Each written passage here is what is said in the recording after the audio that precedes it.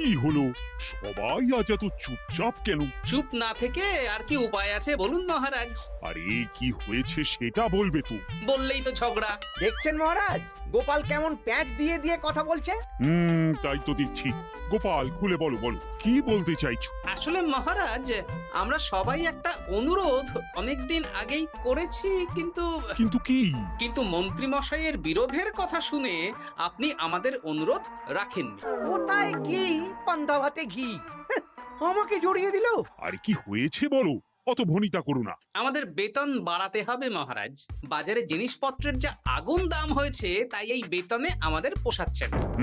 বুঝতে পারছি, কিন্তু সবাইকে এখন বেতন বাড়ালে মহারাজের রাজকোষে টান পড়বে, তাই না মহারাজ? হ্যাঁ, তা তো বটেই। আমার মতন একজন সৎ নিষ্ঠাবান উপদেষ্টাদায়ক মন্ত্রী থাকতে আমি এসব হতে দিতে পারবো না। মহারাজ, বিগত 3 বছর ধরে একই বেতনে কাজ করছি। নুন আনতে তো পান্তা ফুরিয়ে যাচ্ছে মহারাজ। বাড়িতে গিন্নিকে কোনো হাত খরচ দিতে পারি না বলে কত কথা শুনতে হয় জানেন মহারাজ। রাজসভায় ভাষণ না দিয়ে বাড়িতে গিন্নিকে শাসন করো। আমি আজকাল আমার গিন্নিকে যা শাসন করি না, আমার ওপরে ও টু শব্দটাও করতে পারে না। তাহলে কি দাঁড়ালো?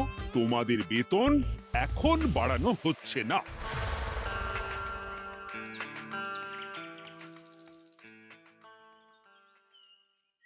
আবার ঘুরে ফিরে আমরা সেই এক জায়গায় পৌঁছে গেলাম। মন্ত্রী মশাই মহারাজকে বললেন, আর মহারাজ আমাদের প্রস্তাব নাকচ করে দিলেন। না, এভাবে হবে না, অন্য রাস্তা ভাবতে হবে, অন্যভাবে চিন্তা করতে হবে। ঠিক বলেছ গোপাল, মন্ত্রী মশাইকে এমন ভাবে নাকে দড়ি দিয়ে ঘোরাতে হবে যাতে উনি নিজেই বেতন বাড়ানোর প্রস্তাবটা মহারাজের সামনে পেশ করেন। হ্যাঁ, সুযোগ তো আসবেই। দেখি কি করা যায়।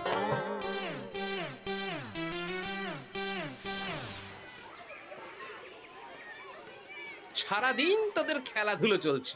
আরে, পড়াশোনা ভুলে গেছিস নাকি? হ্যাঁ, বেশি পড়াশোনা করে কি হবে দাদু?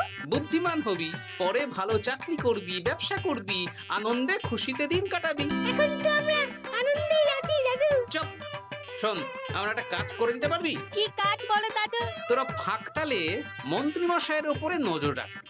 উনি ওনার গিন্নির উপর কিভাবে শাসন করেন সেটা এসে আমাকে জানাবে। আচ্ছা দাদু।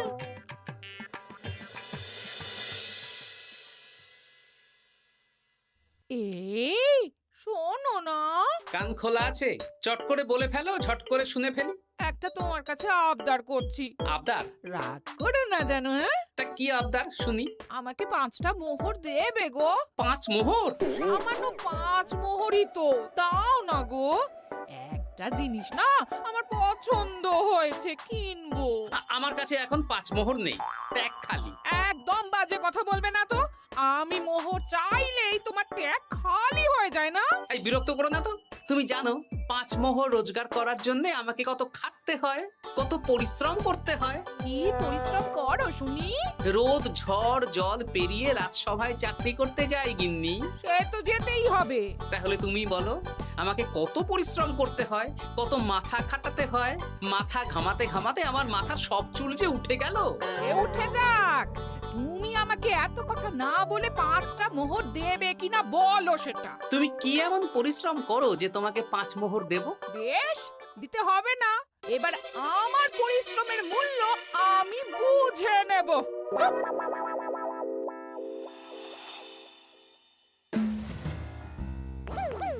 এই এই শোনো না শোনো না, আজকে বেলার দিকে বাজারে গেছিলাম। আমার না একটু জামদানি শাড়ি খুব খুব পছন্দ হয়েছে। আমাকে ওটা কিনে দাও না গো। মাসের শেষে আমার আমদানি তো আর বাড়েনি যে তোমাকে জামদানি কিনে দেব। যেগুলো আছে সেগুলো পড়ো। এরকম করে বলছো কেন? আর কি রকম করে বলবো, সব সময় তোমার বায়না আমার সয় না। ফের যদি বায়না করতে দেখেছি তো তোমাকে বাপের বাড়ি দিয়ে আসবো। এই, তুমি আমাকে কি কথা বললে? তুমি আমার সাথে এরকম ব্যবহার করছো? হ্যাঁ, করছি, করতে বাধ্য হচ্ছি। অর্থ তো আর গাছে ফলে না, অনেক কষ্ট করে রোজগার করতে হয়।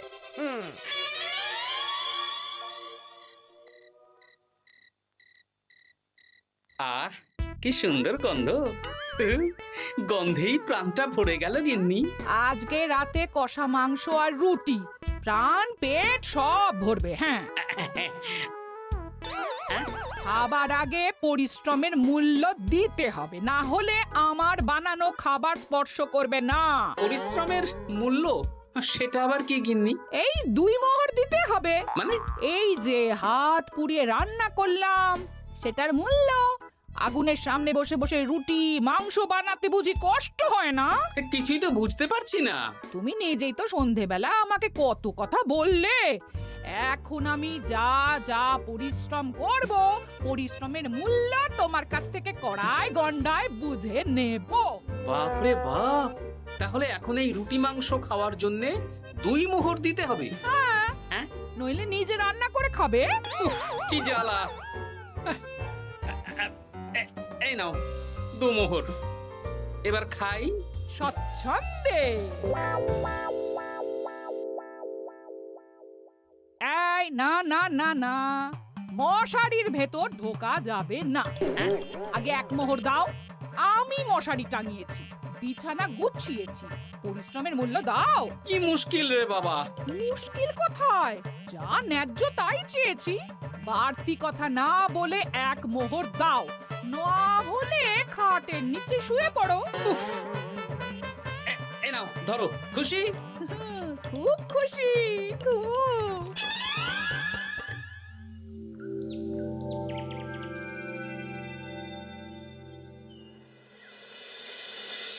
ফতুয়াটা কোথায় গেল? ফতুয়া। আরে ও গিন্নি, এই না তোমার ফতুয়া, আমি কেচে মার দিয়ে শুকিয়ে রেখেছি। এটা পরে রাজসভায় যাও। ও, এই তো চাই। আমারও চাই। তোমার আবার কি চাই? 2 মোহর, পরিশ্রমের মূল্য দিলে দাও, না হলে খালি গায়ে রাজসভা। আমার পরিশ্রমের মূল্য চাইছি। হ্যাঁ, এই নাও ধরো। এরকম খুচখাচ নাচে একবারে বলো তো কত মোহর লাগবে? তুমি তো আমার কাছের লোক, তাই প্রত্যেকদিন 3 মোহর করে দিও। হ্যাঁ প্রত্যেক দিন? হ্যাঁ, প্রত্যেক দিন। আমার হাত খরচ গো। উফ, কি জ্বালা। ওই দেখ, দাদু কিরকম শুকনো আমসত্ত্বের মতো মুখ করে আসছে। কি হলো দাদু? দিদার সাথে ঝগড়া হয়েছে নাকি? না না, ঝগড়া না, অনেক জ্বালা। তোদের আর কি বলবো। যাই হোক, ওই মন্ত্রী মশাইয়ের খোঁজ নিয়েছিলি? হ্যাঁ দাদু, গতকাল সন্ধ্যাবেলা মন্ত্রী মশাই শাসন দেখে এলাম, ভাষণ শুনে এলাম। কিরকম? গতকাল সন্ধ্যাবেলা আমার না একটু জামদানি শাড়ি খুব খুব পছন্দ হয়েছে। মাসের শেষে আমার আমদানি তো আর বাড়েনি যে তোমাকে জামদানি কিনে দেব। সব সময় তোমার বায়না আমার সয় না। ফের যদি বায়না করতে দেখেছি তো তোমাকে বাপের বাড়ি দিয়ে আসবো। আচ্ছা, এই ব্যাপার। এই তো এবার আমার জ্বালা মিটবে, চিন্তা কমবে। কিসের জ্বালা? কিসের চিন্তা দাদু? সেসব জেনে কাজ নেই তোদের ভোলার দোকানের মিষ্টি খাইয়ে দেবো। হ্যাঁ, এখন রাজসভায় যাব, তারপর দুপুর বেলা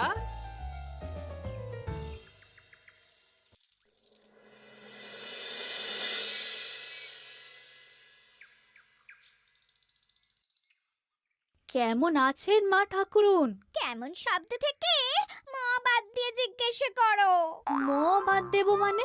জিজ্ঞেস করো কেন আছি। কি হয়েছে আপনার? তোমাদের মন্ত্রী মশাই আজকাল কেমন খেটে হয়ে গেছেন। কিছু আবদার করলেই চিৎকার চেঁচামেচি করেন, আর একটাই ভয় দেখান, বাপের বাড়ি দিয়ে আসবো। আজকেই সমস্যার সমাধান হবে। সামনের মনোহারি দোকান থেকে একটা কাগজ কলম নিতে হবে, তারপর আসল কাজটা করতে হবে। তোমার সাথে কথা বলতে গিয়ে কত দেরি হয়ে গেল। ধুর, এখনো রান্না হয়নি। এই কে রে? আমি বৃক্ষ বাবা, কাগজটা খুলে পড়ো। বাবা, আমি জানি তোর খুব কষ্ট। তোর স্বামী তোকে দিন রাত উঠতে বসতে শাসন করে আর হুমকি দেয় তোকে বাপের বাড়ি দিয়ে আসবে। এই কষ্টের থেকে মুক্তির একটাই উপায়, আজ থেকে তুই শুধু নিজের জন্য রান্না করবি, বাড়ির কোনো কাজ করবি না। আর তোর কর্তাকে বলবি বাড়ির কাজ করাতে হলে প্রত্যেক দিন 10 মোহর করে হাত খরচ দিতে হবে। পরিশ্রমের মূল্য 10 মোহর। এর মধ্যে 7 মোহর তুই নিজের কাছে রাখবি, আর এই সৎ উপদেশ দেওয়ার জন্য 3 মোহর রোজ সন্ধ্যাবেলা এই বট গাছের নিচে আমার প্রণামী হিসেবে রেখে যাবি। ইতি তোর শুভাকাঙ্ক্ষী বৃক্ষ বাবা। বাহ, বেশ ভালো বুদ্ধি তো। তা আপনি একবার দেখা দিন না বৃক্ষ বাবা। বাবা, বট গাছে কোরা, কি অলৌকিক কাণ্ড! জয় বাবা, জয় বাবা।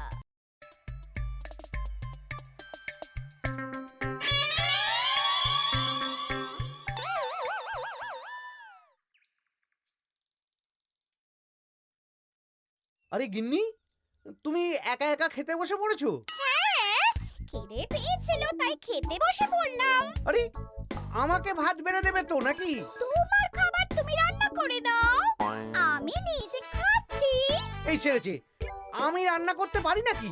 রান্না করতে পরিশ্রম লাগে, তাই আগে পরিশ্রমের মূল্য দাও। প্রত্যেক দিন 10 মোহর, তারপর রান্না করব, ঘরের কাজ করব। এই তো মহা মুশকিল। কোনো মুশকিলের ব্যাপার না।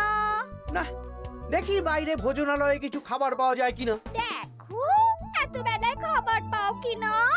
তাছাড়া বাইরে তেল ঝাল খাবার খেয়ে শরীর খারাপ করলে আমাকেই তো দেখতে হবে। তখন কিন্তু আমার পরিশ্রমের মূল্য 15 মোহর প্রতিদিন হয়ে যাবে। ওহ, কি জ্বালা! কোনো জ্বালার ব্যাপার নেই, আমি খেয়ে উঠে চট করে রান্না করে দিচ্ছি। তুমি 10 মোহর প্রস্তুত রেখো। আচ্ছা, সন্ধেবেলা দেবো।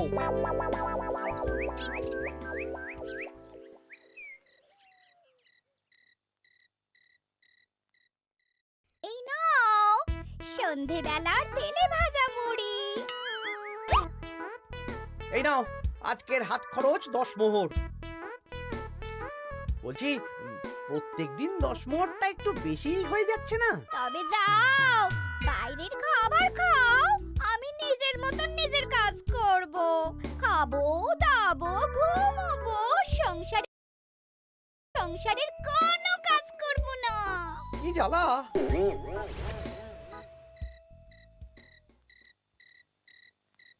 ধন্যবাদ বৃক্ষ বাবা, আপনার দেওয়া বুদ্ধিতে কাজ হয়েছে। এই যে আপনার প্রণামী 3 মোহর আমি এই বটতলায় রেখে গেলাম। জয় বৃক্ষ বাবা, জয়।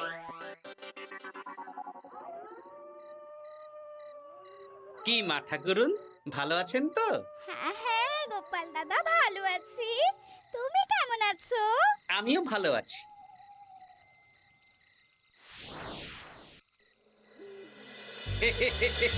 এই তো ওষুধে তার মানে কাজ হয়েছে, 3 মোহর পেয়ে গেলাম। এই নাও গিন্নি, 3 মোহর তোমার আজকের পরিশ্রমের মূল্য। তুমি এত ভালো হয়ে গেলে কবে থেকে গো? আমার আবদার শুনছো যে?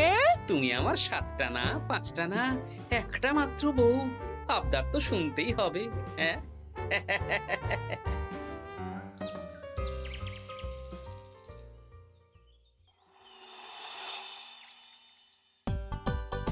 এই নাও, তোমার জন্য ফুলকো ফুলকো লুচি আর আলুর তরকারি বানিয়েছি। রাজসভা থেকে ফেরার সময় বাজার থেকে পাকা কাতলা নিয়ে এসো। বাহ, রাজসভা থেকে ফিরে এসে মাছের ঝোল আর ভাত খাবো। আর বলি, আজকের 10 মোহরটা কি এখন দেবে? ওরে বাবা, আজকেও দিতে হবে? সে তো দিতেই হবে। আমি তো কালকেই বললাম প্রত্যেক দিন 10 মোহর করে দিতে হবে। হ্যাঁ, দিচ্ছি দিচ্ছি।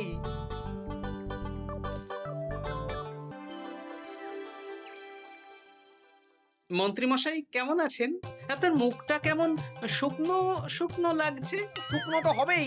প্রত্যেক দিন গিন্নিকে হাত খরচ বাবদ 10 মোহর করে দিচ্ছি। 500 মোহর বেতন পাই।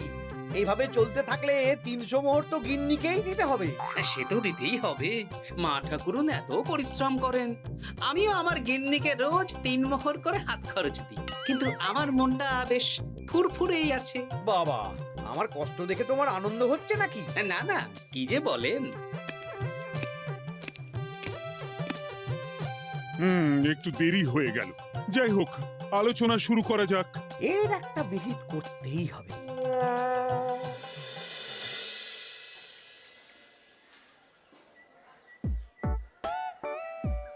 বলি, কাতলা মাছ কত করে দিচ্ছিস রে?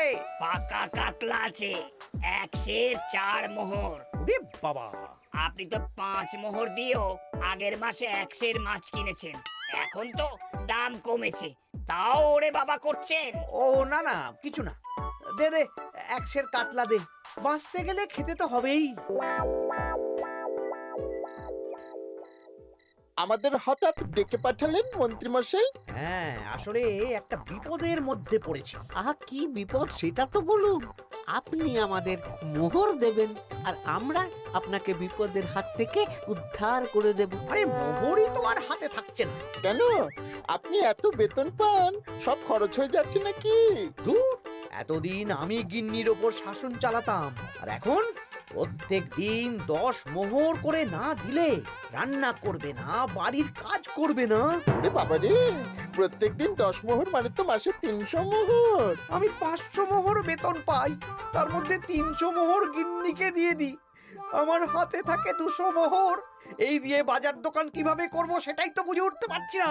মহারাজকে বলুন বেতন বাড়াতে, তাহলেই তো সমস্যার সমাধান হয়ে যায়। কিন্তু কদিন আগেই তো মহারাজকে বললাম যে বেতন বাড়াতে হবে না। আপনি এই রাজ্যের মন্ত্রী, আপনি বুঝিয়ে বললে মহারাজ ঠিক শুনবেন। ঠিক বলেছিস।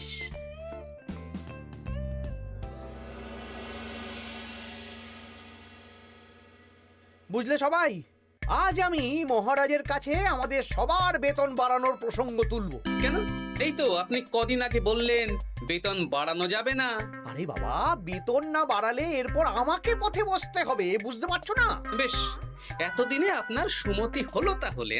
আর মহারাজ যদি রাজি না হন? তাহলে আমরা সবাই একসাথে আন্দোলন করব, মন্ত্রী মশাই আমাদের পাশে থাকলেই হবে। হ্যাঁ, থাকবো থাকবো। মহারাজ, আমার একটা আর্জি ছিল। কি আর্জি বলো মন্ত্রী? আমি অনেক ভেবে দেখলাম, কয়েকদিন আগে সভাসদেরা ঠিক কথাই বলেছিল। কি ঠিক কথা? মানে বাজারে জিনিসপত্রের দাম বেড়ে দ্বিগুণ হয়েছে, কিন্তু আমাদের বেতন একই রয়েছে। হ্যাঁ, মানছি, কিন্তু হঠাৎ করে আমি বেতন বাড়াতে পারবো না। তুমি নিজেই বলেছো রাজকোষে টান পড়বে, এখন তুমি নিজেই আবার অন্য কথা বলছো। বলতে বাধ্য হচ্ছি মহারাজ, সংসারের খরচ সামলাতে গিয়ে মাথা খারাপ হয়ে যাচ্ছে। আমাদের বেতন বাড়াতে হবে। বাড়াতে হবে, বাড়াতে হবে। হ্যাঁ মহারাজ, এভাবে চলতে পারে না। রাজ্যের রোজগার বাড়ছে, কিন্তু আমাদের বাড়বে না। তাহলে এই রাজসভায় চাকরি করে কি লাভ মহারাজ? মহারাজ, গোপাল মন্ত্রী মশাই ঠিকই বলেছে। মহারাজ, বেতন বাড়িয়ে দিন, নইলে আর পারা যাচ্ছে না। বেশ বেশ, তোমরা এত করে বলছো যখন, তোমাদের সবার বেতন বাড়ানো হবে। আগামী মাসে যা বেতন পাবে তোমরা, তা বর্ধিত হারেই পাবে। কি সবাই খুশি তো? খুব খুশি। ধন্যবাদ মন্ত্রী মশাই। ঠিক আছে ঠিক আছে। আরে ধন্যবাদ আমাকে দাও বিজ্ঞানী, আমার জন্যই তো বেতন বাড়লো। মনোজা, আরে আমি তো মহারাজকে বললাম বেতন বাড়ানোর কথা। আপনি তো নিজের মন থেকে এমনি এমনি বলেননি, মানে আমি আপনাকে বলিয়েছি মন্ত্রী মশাই। তুমি আবার কখন বলালে? এই যে রোজ আপনার 10 মোহর করে খরচ হয় গিন্নিমার হাত খরচ বাবদ, সেটা তো আমার বুদ্ধিতেই। আরে কি বলছোটা কি? ঠিকই বলছি। কিছুদিন আগে একটা বট গাছের নিচ দিয়ে আপনার গিন্নি যাচ্ছিলেন।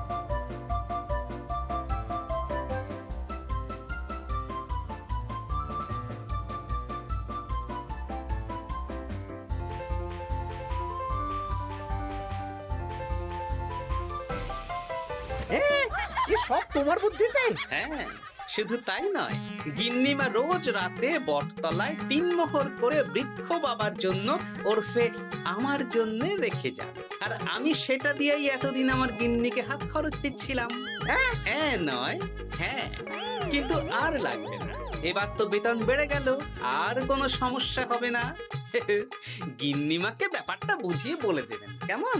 মানে গোপাল আপনার কাছ থেকে সোজা আঙুলে ঘি বের করতে পারেনি, তাই আঙুল বাঁকা করেছে, আর আপনি অমনি ছেঁকা খেয়েছেন। হ্যাঁ? ওরে বাবা রে!